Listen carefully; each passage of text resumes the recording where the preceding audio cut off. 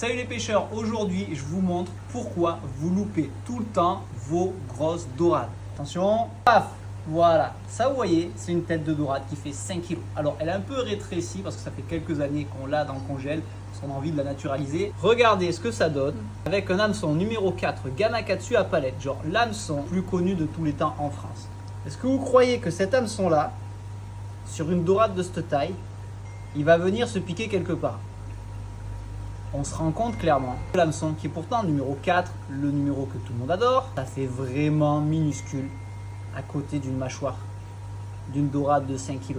Je vous montre avec la même référence en numéro 1, c'est-à-dire la référence que chaque fois qu'on vous la montre au magasin, vous dites « Oh non, non, c'est trop gros, on ne veut pas attraper des gros poissons. » Mais regardez, numéro 1, ce que ça donne sur la mâchoire. C'est quand même pas énorme. Et ce qui se passe, c'est que si vous utilisez petits hameçons pour viser des grosses dorades, le problème, c'est que votre petit hameçon, il n'est pas assez large pour venir crocheter. Alors vous allez me dire, oui, on connaît tous un gars ou des gars qui font des dorades, des grosses dorades avec des hameçons minuscules. Oui, ça marche, effectivement, mais il faut vraiment qu'elles soient prises entre les dents ou sur la lèvre. Or, si vous avez quand même une belle moyenne, gros poisson qui passe, ce qui se passe, c'est que si vous avez un petit hameçon, ça ne va pas crocheter la lèvre, alors qu'un gros hameçon va venir quand même se planter et accrocher plus de chair. Et qui dit accrocher plus de chair, dit plus de matière maintenue, et donc en combat, on a moins de chances d'arracher, et c'est mieux planté, ça tient plus de surface, donc il y a une meilleure accroche.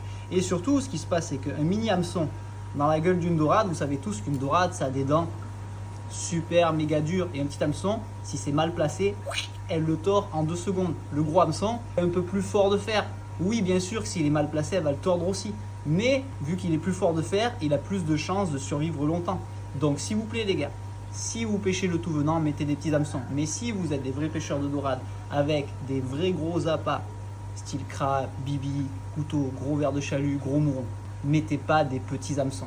Minimum 2, voire du 1, voire du 1-0.